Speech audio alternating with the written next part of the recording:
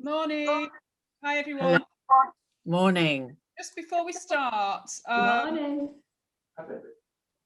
I'm in control today. So just before we start, we're going to have people on mute, and I know that's going to be hard, but we're having it in a different format today.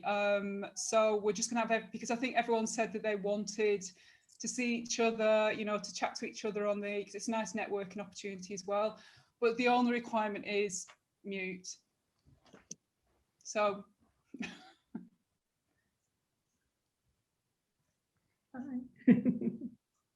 Okay. Glad you've not said screens off, Sarah. It's lovely to see all these lovely faces smiling this morning. Morning, Rose. Morning. So Bex, do you want to give us a thumbs up when to start? You're on mute.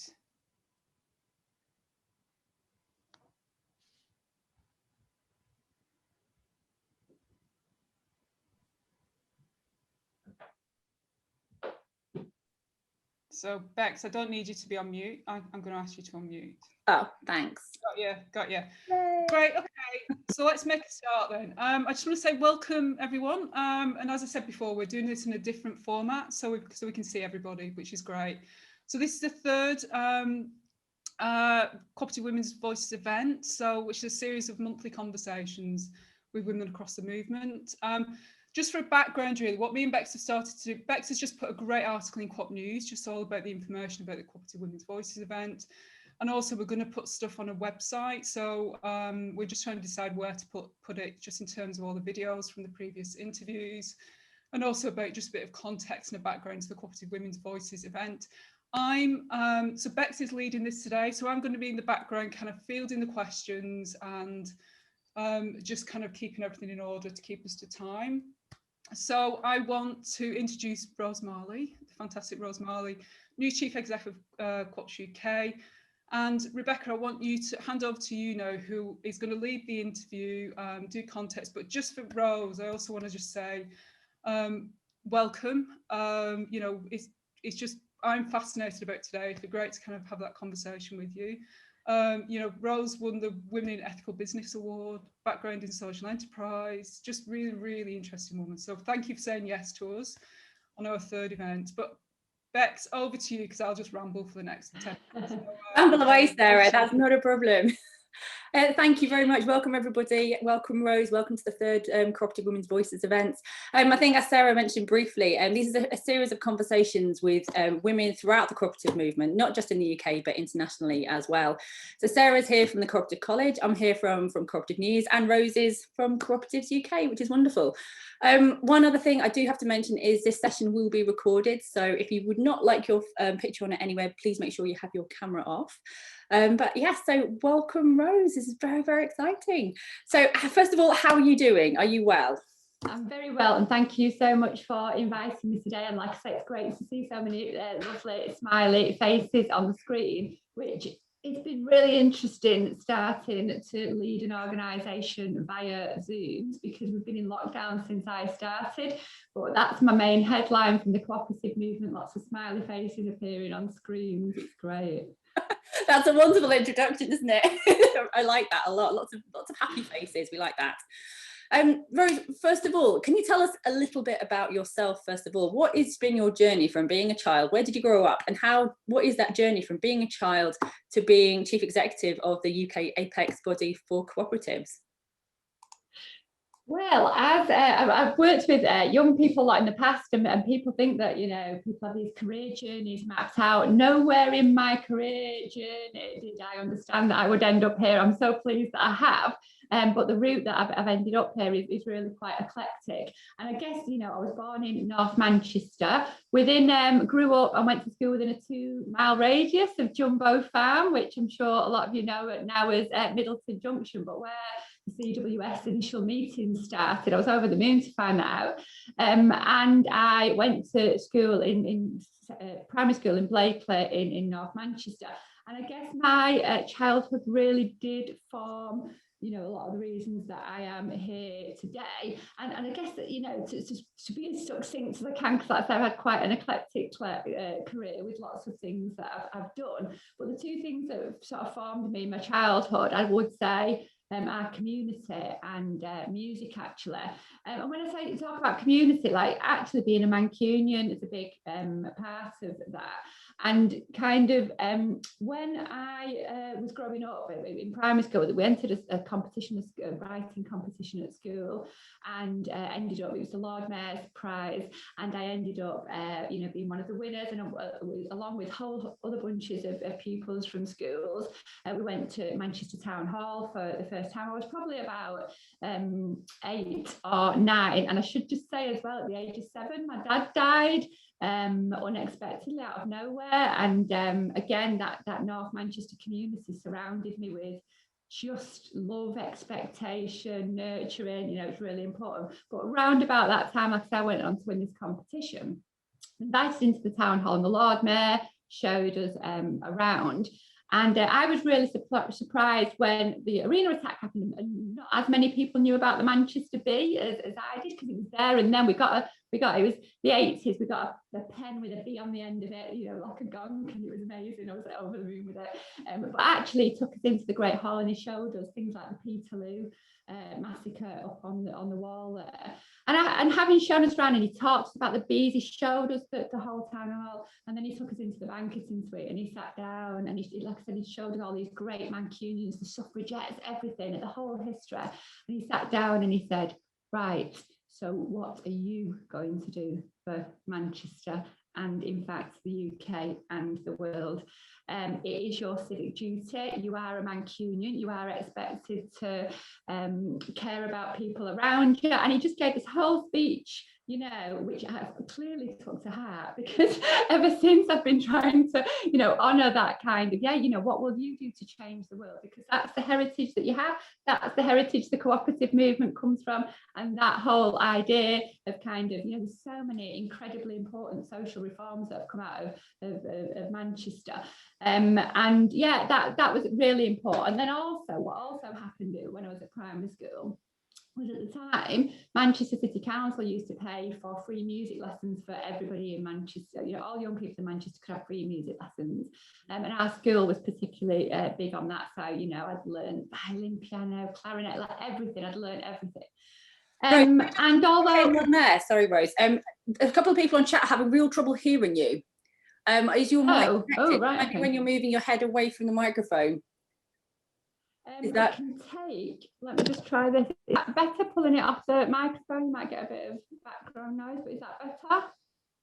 What do people in chat think? It's slightly better for me. Should we try that one? Yeah, let's try that. Sorry, Rose. That's absolutely fascinating. No, you might start hearing my teenagers mooching about in a little bit, but yeah. That's the reality of working from home, especially as a woman, isn't it? So my child's at nursery today, so it's excellent.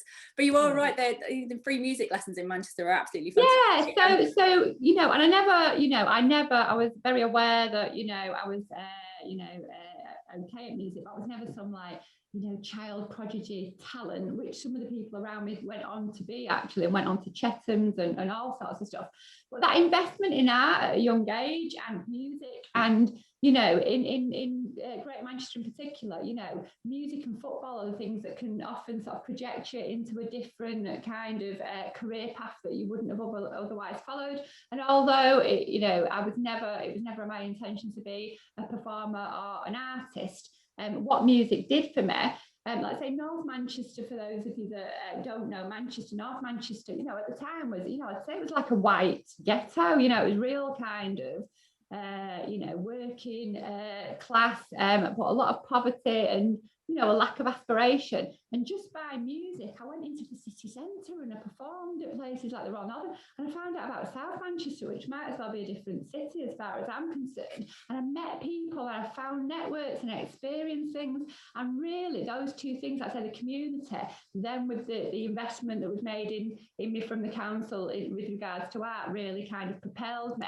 I was always entrepreneurial. I grew up in a family funeral service in Blakely, and I learned the family business from there. But at the same time as all this was kind of going on, what happened with a youth movement called Manchester, a big kind of music explosion happened.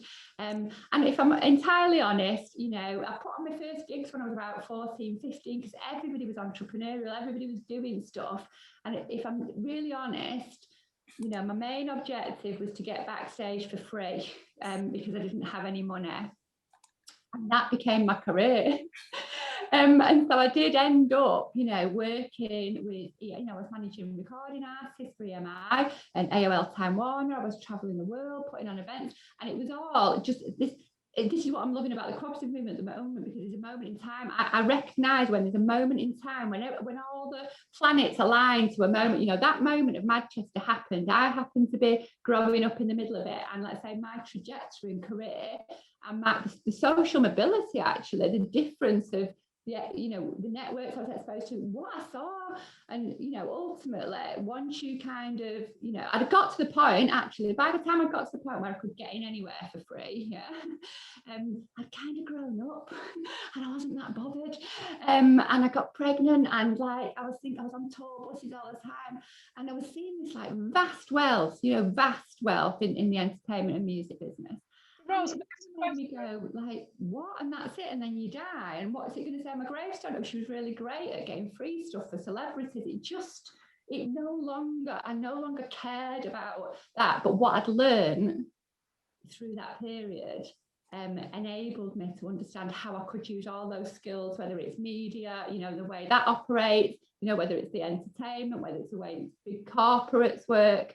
And it gave me all these skills that made me want to kind of make a greater impact. And that was when we started to look into being a social entrepreneur. So at the height of kind of musical success, if you like, you know, we were working on the Lily Allen album with some producers, you know, which went on to be absolutely massive. But at the height of that, I was pregnant and thinking, what kind of world am I bringing this child into? And, you know, there was a whole kind of social mobility thing when I was in the music industry and imposter syndrome, you know, it's a real female thing, isn't it? Imposter syndrome. I remember I was first in EMI Records in Brook Green in Hammersmith, and I caught myself in the mirror, and like I had to avoid mirrors because I thought, you know, gosh, they're going to realise that I'm from like Moston and I don't know what I'm doing, you know. But actually, quite quickly, I realised that nobody knows what they're doing. It's just that they say it in the right words, you know, with the right background, with the right connections. And it got me kind of a bit mad, really, about the fact that where you're born can really dictate what difference you can make to the world. So in let's say, in a nutshell, that's how we ended up on a journey as a social entrepreneur. And then that's ultimately how I've ended up at Co-operatives UK. And that bit about music as well, you know, it really, music bands act like a cooperative. So yeah, Sarah, that's in a nutshell. You're asking questions, Sarah, aren't you? Go on. Really, really desperate. So during that time, what was your favourite song, band? Well, my favourite song, you know, the song that made the most impact on me was a song by James, Sit Down, and there's a line in it that, you know, it says, if I hadn't seen such riches, I could live with being poor. And I remember that, really, that's a big Manchester man. I remember it just used to resonate with me, that particular line. But yeah, I was into, you know, the Stone Roses, New Order, all of that stuff. We used to go to the Hacienda, you know, like I say, I was absolutely fortunate to grow up in a period of time when that was happening in Manchester, because you just thought it was normal. You thought anyone could start a business, and they did. You thought anyone could do anything and get attention around the world because you could. But I realised, you know, not long after, it's not quite as easy as that. But this is, like I say, I'm going to keep bringing it back to the cooperative movement because we've got a moment right now. It's really important that we seize that moment right now. We do very much. Well, knowing how to, you know, when you're selling records and when there's a buzz on something, and when you know a record's going to go, or being as you know, you track records, really important. That's where the gig economy comes from. You know, it's like you do gigs, you know, you have to go and work on a project, you have to, you know, in the creative industries, again, massive social mobility issues around freelancing. But yeah, this idea of the way the creative industries, you don't necessarily need to be a creative, but I do strongly believe that we should give all our children the gift of creative nurturing, because I really think it opens up doors that you don't even know were there. I think you're exactly right, and that's a very good way of putting it. It's interesting what you're saying about bands. Pat Juby on the chat said, I explained cooperation to my husband by using a brass band as an example, which is marvellous. And Helen Wiseman, president of Mid Counties, went to school with a member of James. Who knew? That's wonderful. And Roland Gibb as well. My claim to fame is I went to school, well, at the same school as Jerry Halliwell. It's not quite as cool as James, but I'm all right with that. I'm okay. Bex, I was, you know, when Jerry Halliwell kissed Prince Charles, it was all over the papers. I was stood next to her that day. My arm was in the sun. It all comes around, doesn't it? It's a very small world, cooperation. We all come together. It's really interesting what you're saying about imposter syndrome. I remember one of the very first Women's Voices we were talking about job applications and women applying for jobs, and someone came out and said men apply for the jobs they think they can do, and women only usually apply for the jobs they know they can do. And so many women miss out on opportunities that way, and that's one of the reasons Women's Voices carried on and continued trying to encourage women to get into those leadership positions, because they can do it and they can do it well. I mean, you talked a lot about your inspiration in terms of people from Manchester and educators and the music. Are there any specific key women that really influenced your journey, or any other women that really inspired you in your day-to-day when you were growing up and today as well? Yeah, I mean, you know, sort of from a young age, I was surrounded by incredibly strong women in my family. So when I mentioned that my dad died at a young age, you know, let's say my mum was 30 at the time with an 8-year-old, a 7-year-old and a 2-year-old, and she went on to Open University, got a degree and became a head teacher, and that was why I spent so much time in the funeral service, because my gran ran the funeral service. Gran and granddad ran the funeral service from their house. It's now a cooperative, it's now part of Cooperative Funeral Care, their shops, the big one opposite Salford Cathedral, that was theirs. But at the time, I say in the sort of late 70s and 80s, it was all in my gran's front room, and you know, so my gran was incredible, you know. So she, not only did she kind of run this business, you know, she made all the cassocks and cottons for the local altar boys. She was always sewing and baking, and you know, a really important part of the community. And I do actually have 3 grandmas, because I mean, my mum remarried, and so my step grandma, an incredible woman, she was a brown owl still at the age of like 90 plus. And my other grandma, my grandma Marley, my dad's mum, we all went to Sunday dinner every Sunday at my grand's. You know, drop everything, go and spend some time with each other. And to this day, we still all have, well, we even do it on Zoom now, actually, at the moment in lockdown. We all still go to my mum's for Sunday dinner. So I had all it, and my sister's brilliant. And let's say, you know, like I've always been surrounded by incredibly strong women who have been really influential. Work-wise, it's lovely to see we've got a counsellor, Sue Woodward. I'm not sure a counsellor from where, but my one of my biggest inspirations was a lady called Sue Woodward, and she was the managing director of Granada Television when I met her. And I met her because, let's say, in the music industry, one of the, again, you might be familiar with a chap called Tony Wilson, who was like the big figurehead, you know, he got the hacienda and all that stuff. And I worked with Tony a lot, actually. And when Tony died, the great and good of Manchester kind of came together to discuss, you know, what we'd do as a kind of legacy for him. And it was everybody. I remember, you know, it was like your Alex Ferguson's, and Steve Coogan had flown in from LA, and there was the editor, you know, all these like really important people. And I was a bit like, again, imposter syndrome. Why I've got an impact, you know. And I remember my husband looking at this and he's going, what are you going to say that those people aren't going to kind of know already? So after about an hour of them all just rambling around and, you know, all these having this conversation, and you'll get to know that about me, I'm quite pragmatic. I was like, right, what we need to do is, you know, so I kept, and this woman behind me just kept clapping every time I spoke. She just kept clapping, and she grabbed me at the end and she said, I need to meet you properly. Come and see me. And she invited me to the Midland Hotel for a cup of tea. And like I say, she was the MD of Granada, and she just delivered the Commonwealth Games for Manchester as well. And she just said, I know when I've spotted a talent, I think you're going to do great stuff and I want to work with you. And it was Sue that I ended up delivering the Sharp project, which is a massive 200,000 square foot site for creative digitals, and Space Studios, which are TV sets. And I learned so much from Sue Woodward. I'd say she was a really strong influence. That's fantastic. Such brilliant, strong women around. It's amazing. Alison in the chat just said the Manchester music scene was particularly big during the punk scene. Lots of influential bands come from Manchester. I wonder how much the free music lessons had a hand in that. I didn't know about the free music lessons. It's brilliant, absolutely brilliant. You know what? I don't know about the punk scene per se, because I was just a little bit younger. But if anyone knows Rasta Mouse, for example, BBC children's television hit, that was from that era. Every time the talent that came out of that, you listen to Stevie Wonder records, I see, because we had like a music centre where we all went and did music. I can't tell you the amount of fun. The Lily Allen album is full of people from the Free Music Centre.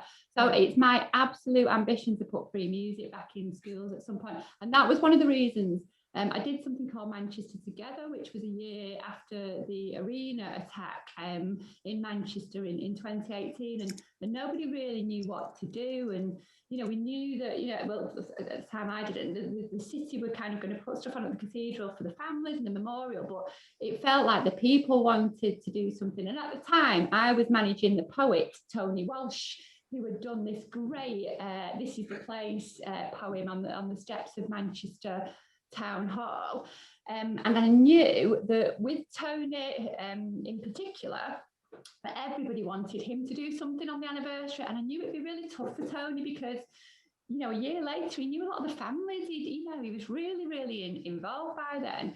So I said to Tony, I said, right, I'll ring the town hall, I'll see what the official plan is, and then we'll do that, and then that enables you to kind of politely not do everything.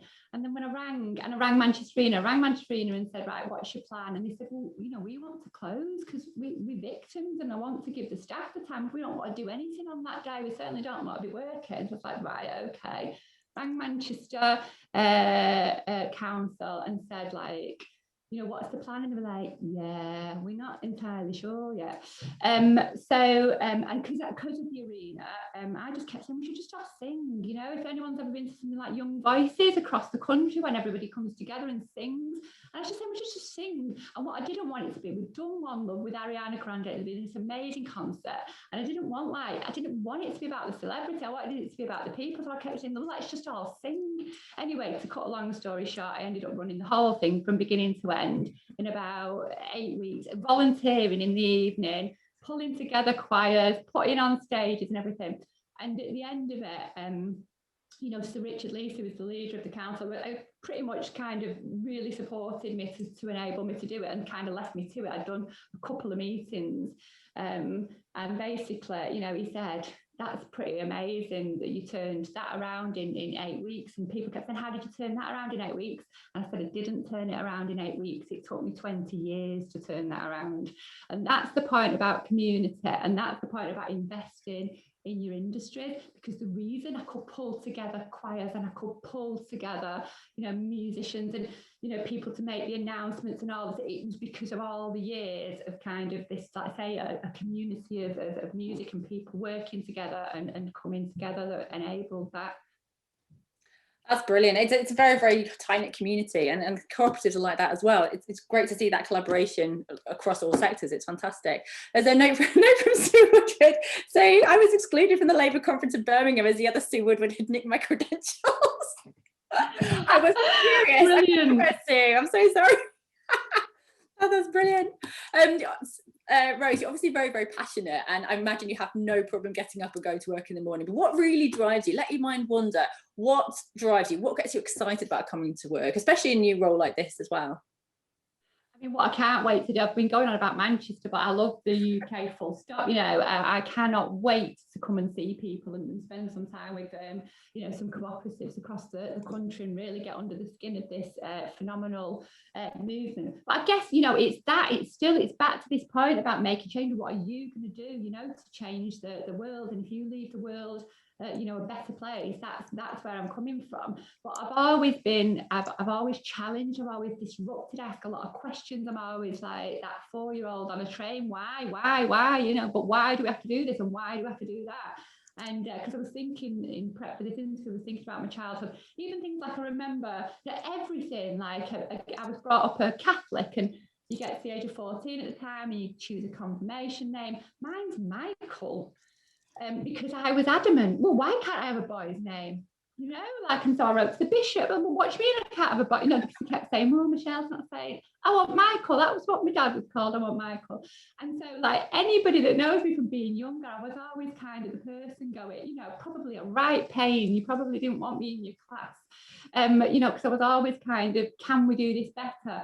Is there a reason we have to do it this way? What's that? And to this day, it absolutely still drives me, because, like I said, kind of, I've worked in the public sector, the private sector, the third sector, and some things absolutely fox me as to why we do things in a certain way, or why the media perceive things in a certain way.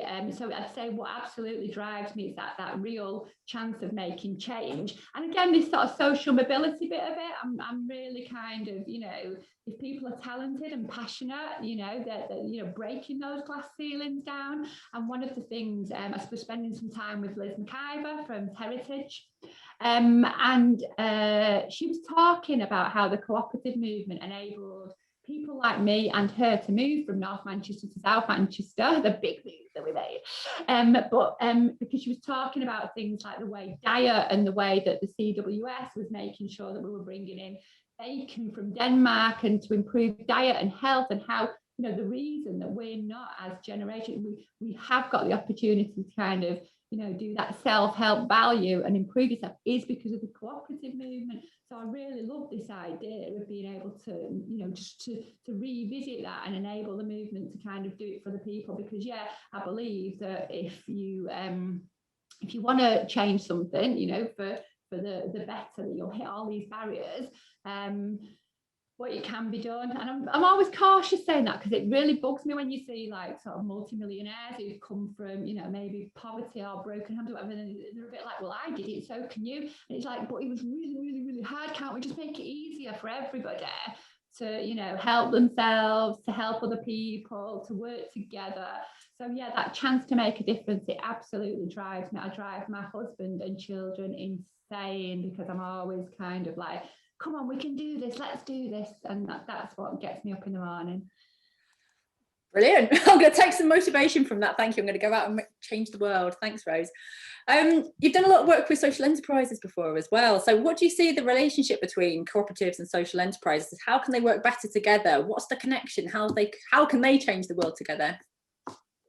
Yeah, I mean, it's a bit of a bugbear of mine at the moment, this, because, cooperatives are social enterprise is cooperative. And what's happened over the past, 20 years is we've allowed these kind of silos and distinctions and pockets to develop. And the truth is, what we're all determined about one thing, which is community and, delivering impact for the social economy.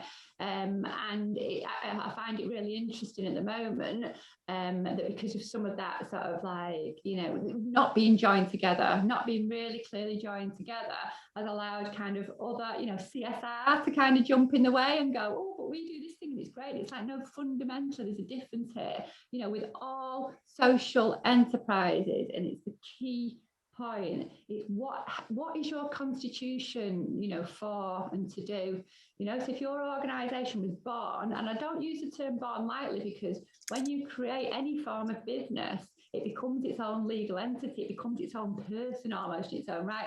So what was that legal entity born to do? And in all social enterprises and cooperatives, it was to impact against the community, working together to deliver, an end.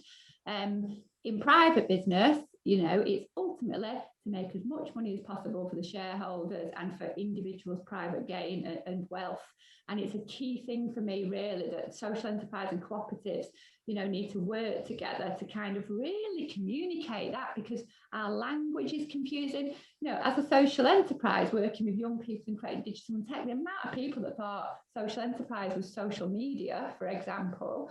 And again, just the language of cooperation sometimes can particularly with like young people, it can be kind of confusing and off-putting. So to me, I'd say whatever comes to, sometimes the cooperative model isn't the right one. If you're an independent kind of social entrepreneur who's got a plan and you're going to do it, there's no point in you using the cooperative model, because you're not going to kind of work together with the other 10 people. You're just going to get on with it. So you'd be better starting a kick or another model. We shouldn't denigrate that. It's like, actually it's all good. If actually what your business is doing is you're trading for the meaning and purpose beyond profit, then we should be joined up in that conversation to communicate that to the rest of the UK, because we make it too easy for people not to engage because it's so complicated.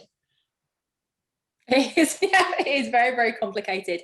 I mean, you're fairly new to the cooperative movement. Obviously, you've worked in this sphere a long time. But as a newbie, as a new person to the cooperative movement, how can you influence? How do you impact through this? So I think my answer about being a newbie is kind of the answer about what I want to bring to the movement, because actually I'm not new, like I've had cooperatives around me all my life and I didn't even know it, which is the main thing that, I believe I can bring to cooperation. So what I want to make sure I do is that I keep this fresh, because now I'm, getting under the skin a bit. It all makes sense to me now, but it didn't make sense to me 3 months ago, 4 months ago, as an independent, sort of like not from, let's say, wholly engrossed in the movement. I actually had no understanding of why, when I went to Scotland, they still had the green logo on the cooperative food store. I just thought that they'd not got around to getting to Scotland yet. I honestly, genuinely, and like I say, I ask questions all the time. So I literally found myself in, I was in the Highlands and I was going to the guy on the till, where's your blue clover? When's your new uniform coming? Like, because let's say I really care about the cooperative. I've been exposed to the Manchester version predominantly, so I just thought it was, and that it's really important that I don't forget that, because once you're within it, everybody understands it.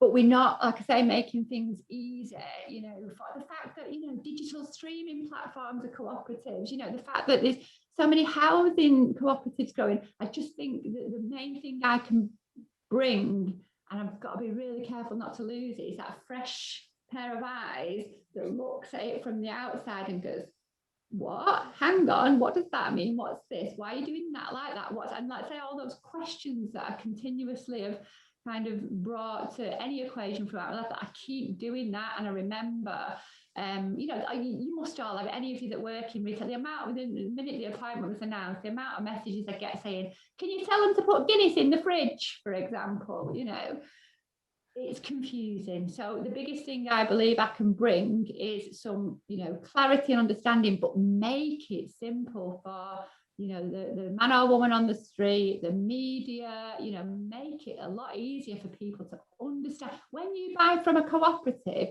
you buy into a certain set of values and principles. It shouldn't matter whether the logo is purple with pink spots on it. It's not about that logo. It's about the brand. What are you buying into? I'm buying into a whole set of values that are meaningful. And actually, I see that what I can bring, let's say with media and entertainment experiences, is just simplifying that. I don't know how yet. I've not worked it. It's complicated, but that's the plan. To bring it to people in a way that they can engage with it, because you're pushing on an open door. Gen Z, the young people under the age of 25, they're already aligned to these values and principles. They already care about climate change. They already want to work together more collaboratively, and don't necessarily want a job for life, or they don't think they'll be able to get one. Gen Z, the pandemic has brought into sharp focus the inequalities across the UK. People want a way to build back better. We've got a model that's over 175 years old that actually works, so it's about embracing that future whilst kind of learning from the past and understanding what the past brings. But for me, you know, no pressure, but I believe it's a big part of my role to make sure that the cooperative movement is as relevant for the next 150 years as it was for the last 150. And like I say, engaging, you know, I think we're pushing on an open door. I just don't think we're very good at explaining it to people. And I think that's what I'd like to bring. Yeah, I think that this really struck a chord in the chat. Nicola says, if every cooperative used the co-op mark and the co-op domain, we can make co-ops more mainstream. That's one way we could do it. Gemma Robinson, co-op principles need to be infused into all levels of education. Alison Bancroft, I live in a housing co-op and I want to make that housing model mainstream. It is about bringing that from this little bubble, popping the bubble and making sure everyone knows what a co-op is. It's interesting you were saying about, you know, people congratulating you on, you know, your role and then asking to have this in the fridge. At Co-op News, we had to take our, change our Facebook and take off the ability to people review it because people kept on reviewing the co-op food stores saying, oh, I don't like your co-op food store in Slough and congratulations on your new store in Edinburgh. I'm like, great, but not the right co-op. And you know, that's on all of us. We need to be able to have that conversation elsewhere. Let's talk about policy now. I know you've done some work with Andy Burnham in the past, and obviously the budget coming up as well. And policy in particular has a real ability to impact women positively and negatively. So I wonder if you could talk a little bit about that, about your work with Andy, about your, you know, your thoughts on the budget, and also just generally about policy and women in particular. Yeah, and just, you know, it's a policy question about, I'm just looking at notes in the chat about education and how the cooperative principles need to be infused into that, which ultimately, you know, can be a policy thing. Because like I say, when I did that moment of I want to make a difference, I was very much more exposed to the different social enterprise models than I was cooperatives. You know, at school, I was never taught the cooperative model, so I'm completely, you know, I believe that, you know, putting credit unions into sixth forms, you know, like doing stuff around business, you know, could be affected by policy. So yeah, policy is really, really important. I have an interesting relationship usually with politicians because actually I believe often the power's with the officers and the politicians will, you know, make these great steps. But actually what you really need to do is work with the people that are delivering it. And you know, we did this great cross-party group in Scotland earlier in the week on Monday night, and the 5 Scottish parties were there, and we put forward, you know, what we'd like to see in their manifestos around cooperation. Housing cooperatives being in there. I can't remember the name of who said that, but housing cooperatives were absolutely in there, and so was, you know, worker co-ops when businesses are collapsing and things like that. And what you know, what's, you know, you can kind of look at that and go, you know, so you're talking to 5 different parties, and it was really well received. It was my favourite meeting of the week. It was really energetic. Everybody was kind of, again, pushing on an open door here. But actually what happens as you start to kind of work through that policy and the noise around that policy is that all parties feed into, you know, the party in power, because once you understand what it is you're trying to achieve, you can get people to lobby.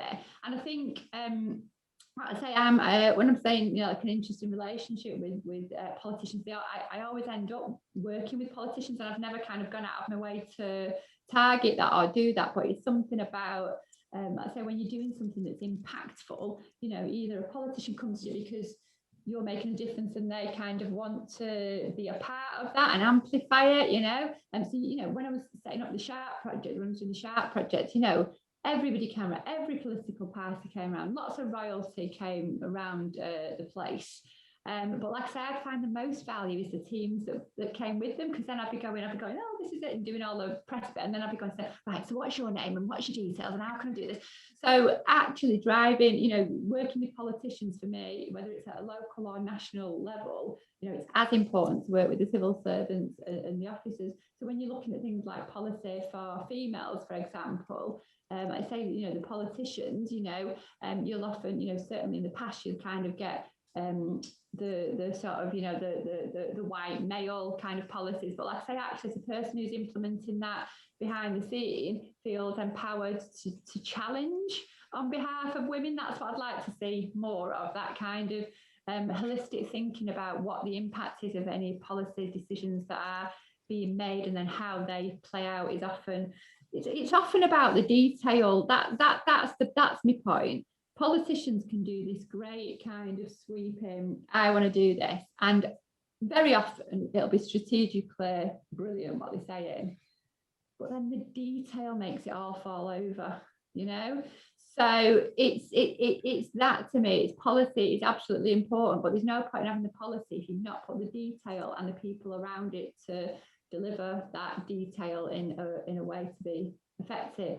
And you asked about Andy. You know, I worked with Andy. Andy asked me to deliver an Hour Pass campaign, which was travel and opportunities for young people. And that was a brilliant experience. But again, this is my point, you know. So I went to see Andy to say, you know, we're doing the middle of this Hour Pass pilot. It's been extended. I've been offered this, you know, opportunity with Co-operatives UK. I was really nervous because, in effect, I was kind of coming out of something sooner than anticipated. And straight away, Andy went, "That's brilliant news. You're just what the cooperative movement needs," and started telling me the ins and outs of co-ops. And I just said, Andy, I didn't know you knew so much. He said, "Well, I'm Labour and cooperative mayor." And I'm like, "And how did I've been working with you 3 years? How has that only just come to my attention?" You know, and I'll take my responsibility, because Andy then gave me a list of things I should have been paying attention to, like what he does with the co-op party. But it's this, like I say, it's just not visible. It's just not visible, and it's just not in the policies in the same way.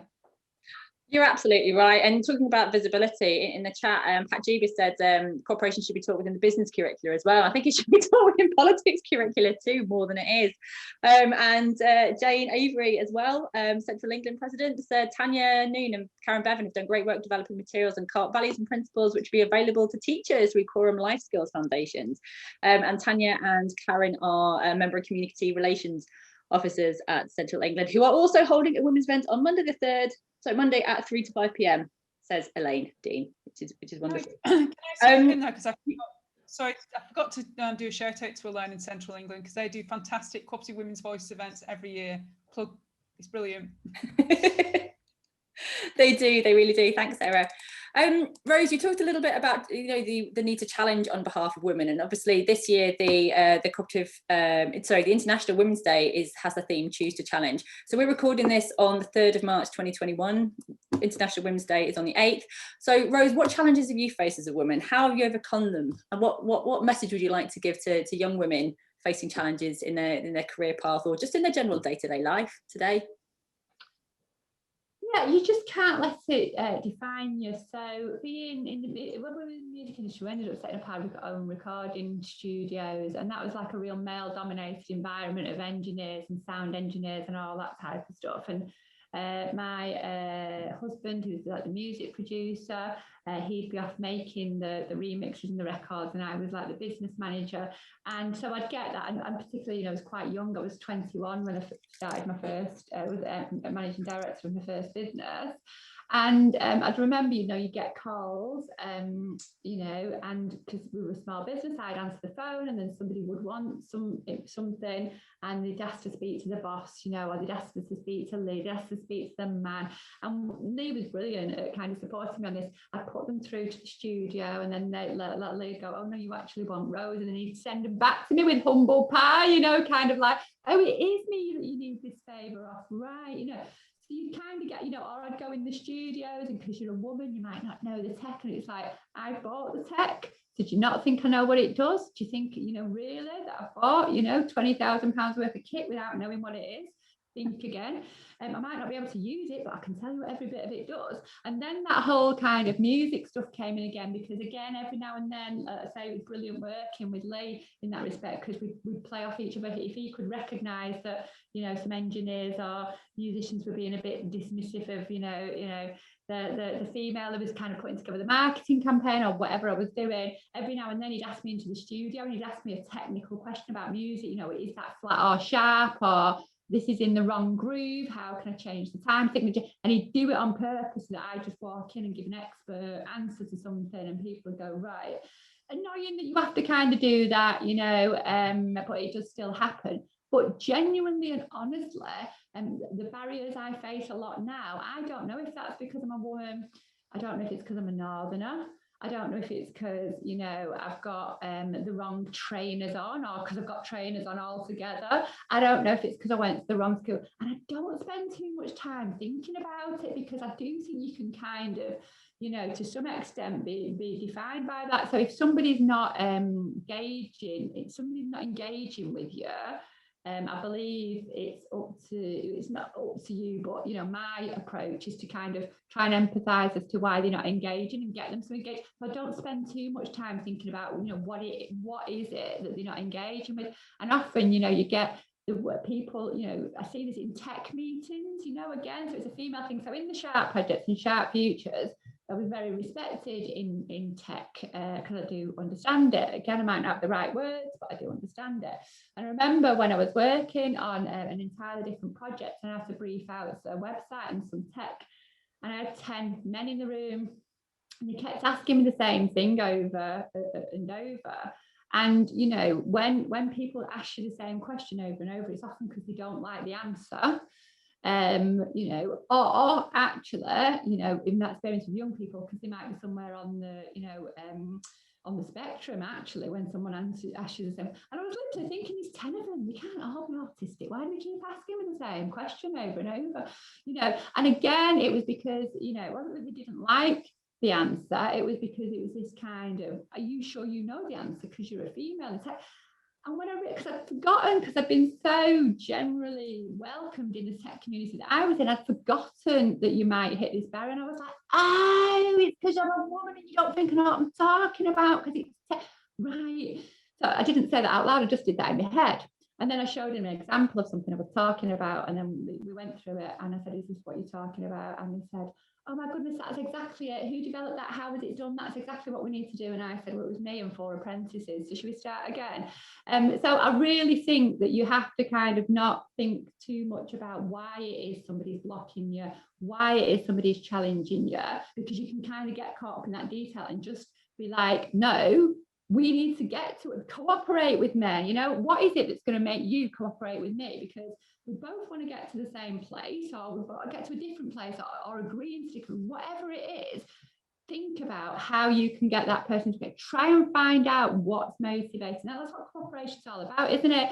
Okay, we want to do this, you want to do this. Where's that bit in the middle that enables us to work together to an end that's effective for all of us? So yeah, my advice to kind of females is, yeah, you know, it's a, you know, and whether that's a, you know, other reasons, you know, whether it's a disability, the colour of your skin, you know, your sexual orientation, I'd say it's the same for it all. Try not to take away, you know, what it is about you that people haven't engaged with, and just try and find what it is about them that will enable you to engage. And once you start thinking about it like that, you get less angry.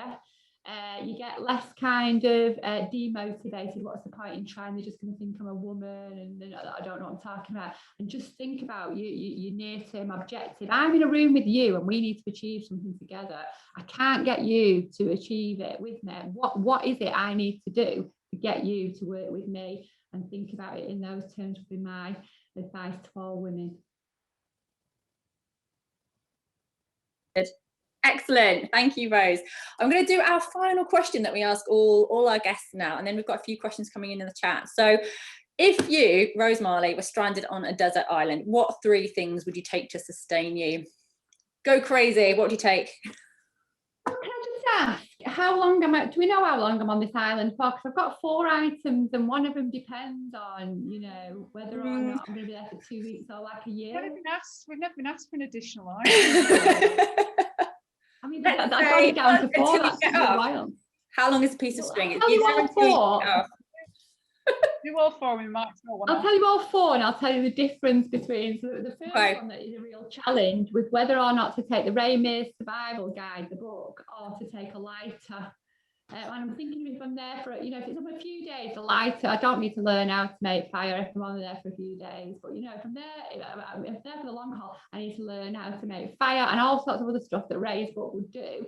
And, you know, it probably would set on fire as well. So that was the bit that I was, because the bit that I couldn't, the 2 things that I absolutely would not give up is, one, obviously you're going to need a knife of some sort.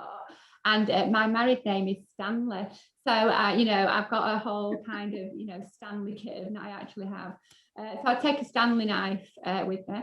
And then I feel protected by my family as well. But the other thing I've taken, this was like, I couldn't go for longer than a fortnight without something to entertain me, something to feel like creative. So I'd take a tin whistle. I'd really like to take my piano, but I'm thinking tin whistles, you know, they're durable. I could probably use it for other things, collecting rainwater or something, I don't know. But yeah, tin whistle, and so that I could play music. I'm not very good, by the way. I'm not some great musician. I just love it. I just love creating things, and for fun and for me, and not for any other reason. So yeah, tin whistle. You'll have lots of time to practice. Yeah, I've just started learning the ukulele, Rose. So I mean, the ukulele and the tin whistle. I mean, what could go wrong? No, we might end up with no one else coming to the island because of the terrible music we could hear. Brilliant. No, thank you so much. So we've got a couple of questions coming in on the chat. So Nicola Huckabee asks, what 3 words describe your leadership style? So 3 words about leadership. Yeah, definitely disruption. But yeah, oh gosh, I don't know. Leaders 3, that's hard in this amount of time. I'd like to think that I am empathetic. I'd like to think that as a leader, I can understand where other people are coming from, which is often a very different place from where you're coming from. And I'd like to think as well that I'm quite bold and confident in kind of leadership. In, you know, once I know where we're going, I'm really good at kind of being focused and on getting there and bringing people together to achieve it. Brilliant. Okay. I mean, Helen Wiseman's asked if you could set us one challenge as women cooperators, what would it be? But I do think you've sort of answered that. But is there any specific challenge you want to set all 17 of us in this room, this virtual room? Yeah, it's to engage, you know, it's to, you know, if there's a challenge for you, if by this time next week somebody understands cooperation that didn't before, job done. And if you could do that every week, please, with at least one person, then we've got a good start. Brilliant. Okay. Our Sue Woodward, not your Sue Woodward, says, sorry about this, but I'm fixated on the 6th of May elections at the moment. How do we get women to understand the power of their vote? I'm a Labour candidate, by the way.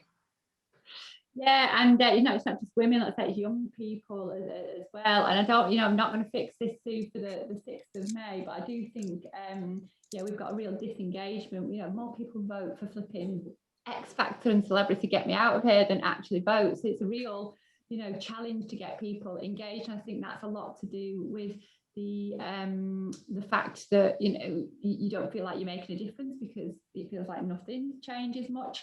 So this is something, and you're talking as well about the Co-op Party in particular that we've been doing loads of work with Joe Fortune around, and it's about how you can, you know, kind of demonstrate through cooperation that democratic voice does make a difference, and that if you can transfer that into then electing somebody into your local council who's got those principles of cooperation. I think it's a massive job that I don't think will get done by the 6th of May. And, you know, again, the suffragettes thing, I have in the past filed papers because I just felt futile about all the parties. But the reason I'd file a paper because my mum would be like, do you know what those women did to get you the vote? You get up and get down to that voting station and go and vote, you know, and she'd make me, if it was like, what's the point in voting? She'd make me go and file a paper to demonstrate that I was unhappy with all of the choices. And I think this is like say kind of get that. I actually believe the answer is ultimately in tech. You know, I don't know what you're like in your councils, but you can pay for your council tax on phones. You can do so much. You know, like say you can vote for, you know, television programs, and I don't understand why we're not making it so much more easier for people to engage with voting through the use of tech. Over the next 10 years, tech's going to go through the roof in that respect, and I do think it'll change. But I think the real power is showing that you've been able to make a difference, and that, like I say, those votes are important from wherever they come from. It's just hard to get that message across in the current climate when it doesn't feel like you're making much of a difference with your one little vote. It is a challenge. It's really interesting. Go on, Sarah. No, I was just going to say it's been really interesting in the States, hasn't it? I mean, around, you know, Stacey Abrams and Georgia, and how they've really mobilised the community vote. So they've gone really back to communities, and just like you say, Rose, just really educated around the power of just one vote. And it's just the amazing work that she did around just getting the black vote out as well. So I just think there's loads of lessons around the US election that we could potentially learn from that. Anyway, that's me jobbing that in. On that note, actually, Joanna West, who is also a councillor, I think is it Derby, Joanna? The government have absolutely missed a chance to use this extra year for many to implement electronic voting, but then it suits them this year. So yeah, that is a shame. You are right, Joanna. I've got one question about disruption, actually, Rose. You mentioned it a couple of times in the context of tech and your own leadership style. I wonder if you could talk a little bit more about the disruptive, or the power of disruption. How can co-ops be more disruptive? Yeah, that's how the movement started, really, isn't it? You know, not being happy with the status quo, and I'm a strong believer in challenging that. And you know, let's say I come out of a tech world where disruption seen as a very positive thing, you know.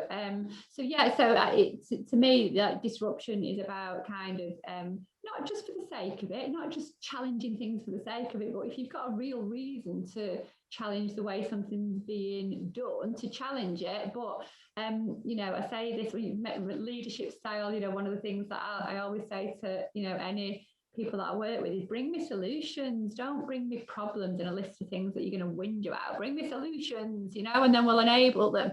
And that's one in there, you know, with disruption. It's like, okay, this isn't working, but actually if we tried this might work. So I say disruption for disruption's sake isn't the point. It's about challenging. Can we do things better, faster, more efficiently? Can we be more inclusive? And I'm just looking at Nicola's point here about digital poverty.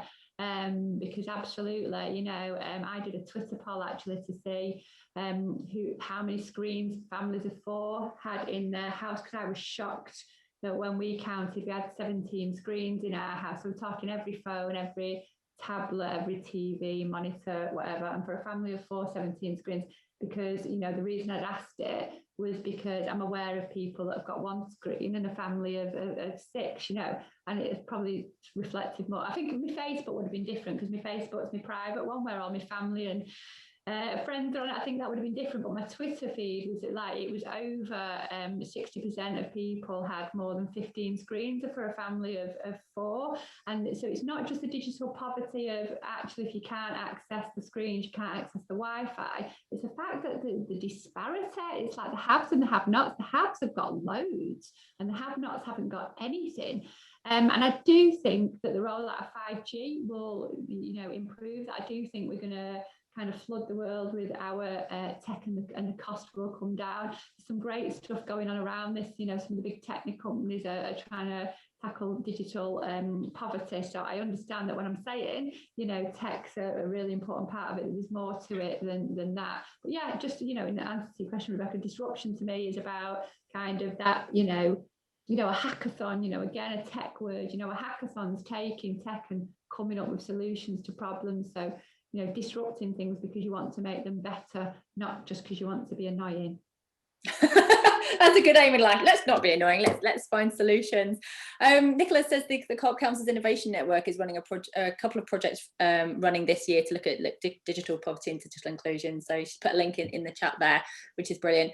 Probably the last question. We've only got 2 minutes. Elaine Dean have said, have you had any assurances from Co-op Group that they will continue funding Co-operatives UK for the foreseeable future? I mean, what I'd like to do is draw that question out a little bit. What is your plan around future funding for Co-operatives UK and for membership of your organisation in terms of the way that you support and actually serve your members as an Apex organisation?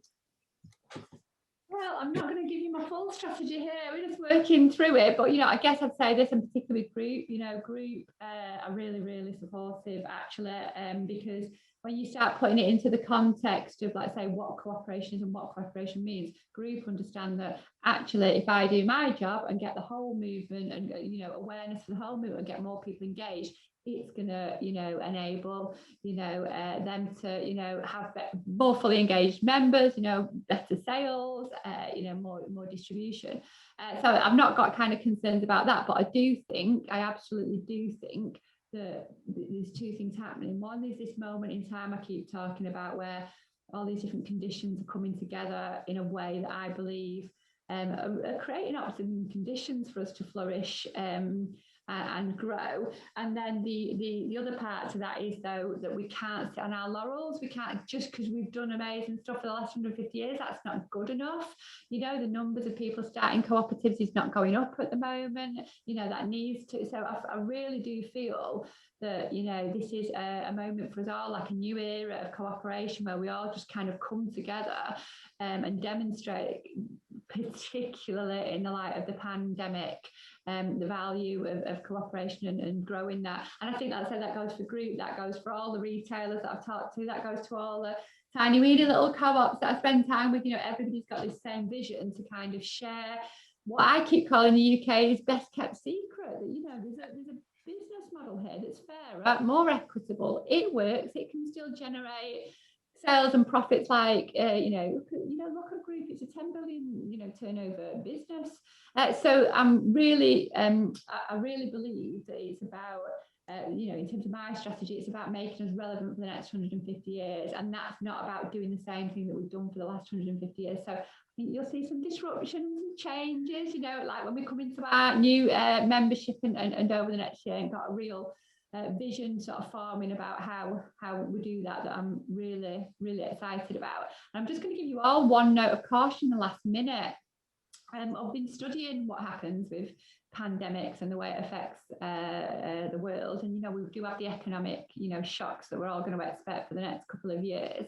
But when you're right, you know, straight after, I believe there's going to be a roaring 20s, not least because of the tech revolution, but as well because that's what happens after a pandemic. People then look for the good times, the escapism, that you only live once stuff. And whether it's ancient plagues or the Spanish flu pandemic, you know, over the years there's been pandemics, and over the years people think they're going to change the world at the end of them. We be the first generation that really does. That's my play. Rose Marley. It's a moment. Rose, thank you so much for your time. It's been absolutely fascinating hearing everything you had to say. You've led such an interesting life so far, and I'm sure you've got brilliant plans for the future of Co-operatives UK. It's going to be brilliant working with you. So thank you for joining us. Sarah. Yeah, I just want to, again, just to reiterate that, I mean, it's a joy for me and Bex to kind of, you know, hold these events really. And I think one of the big takeaways I've taken away, Rose, is just that the power of the collective behind the leader as well. You know, you can't, you know, you always need people behind you to actually do good work. So I think that's something that's really kind of brought home to me. And I also know, moving on to the next Cooperative Women's Voices, I want to also, Helen Wiseman, who's here today, and she's been here for the whole series actually. We're going to be interviewing Helen, who's the president of Mid-Counties Cooperative. They're again another fantastic cooperative society doing amazing things in the community. So Helen, just watch this space. We'll be sending you emails, we'll be asking you similar types of questions, and it's just a joy. But Rose, just to say, honestly, just thank you for saying yes so early in the start of your time at Co-operatives UK. It's been an absolute joy just listening to you. So so thank you. We might get you back next year. Brilliant, thank you. Yeah, and thank you for everyone who's coming. If you've requested more information about future events, that will be winging its way to you shortly. Other than that, have a fantastic week. Enjoy Cooperative International Women's Day, and yeah, I'll see you all again soon. Take care. Bye-bye.